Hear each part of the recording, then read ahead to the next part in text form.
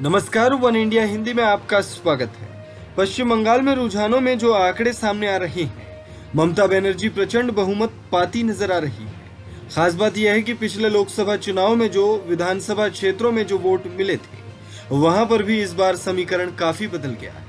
लोकसभा चुनाव में अच्छी सफलता के बाद इस बार बीजेपी की नजरें बंगाल पर थी और पार्टी ने 200 सीटें जीतने का दावा किया था।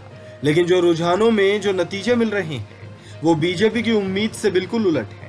बल्कि बीजेपी क्या, इस तरह के नतीजों की उम्मीद तो खुद टीएमसी ने भी नहीं की होगी। टीएमसी को रुझानों में 215 सीटें मिलती नजर आ रही है, जबकि दूसरी तरफ बीजेपी को, जिसके नेताओं ने 200 सीट मिलने का दावा किया था, केवल 76 सीटें मिल रही है। दरअसल बीजेपी ने लोकसभा चुनाव में बंगाल की 42 में से 18 सीटों पर जीत दर्ज की थी।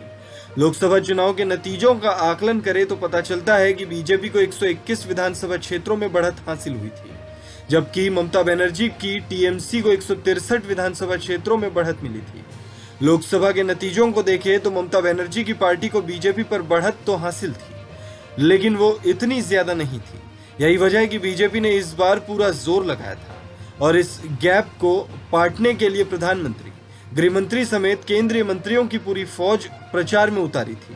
बीजेपी के कई सांसद और मंत्री बाबुल सुप्रियो तो खुद चुनाव मैदान में भी उतरे, लेकिन ये गैप कम होने की बजाय और बढ़ गया। 2019 के लोकसभा चुनाव में जहां टीएमसी को 163 सीटों पर बढ़त हासिल थी, वहीं इस बार के विधानसभा चुनावों में पार्टी को 203 सीटें मिल रही है।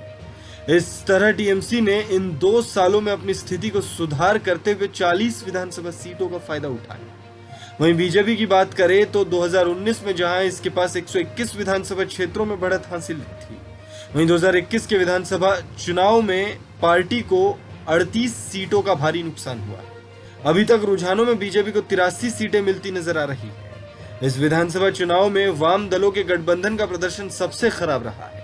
इस बार वाम दलों और कांग्रेस ने साथ मिलकर चुनाव लड़ा था, लेकिन इस गठबंधन को सिर्फ 1 सीट ही मिल रही है, जबकि लोकसभा चुनाव में इस गठबंधन को 8 विधानसभा क्षेत्रों में बढ़त हासिल हुई थी। इस खबर में फिलहाल इतना ही। तमाम अपडेट्स के लिए बने रहिए वन इंडिया हिंदी के साथ।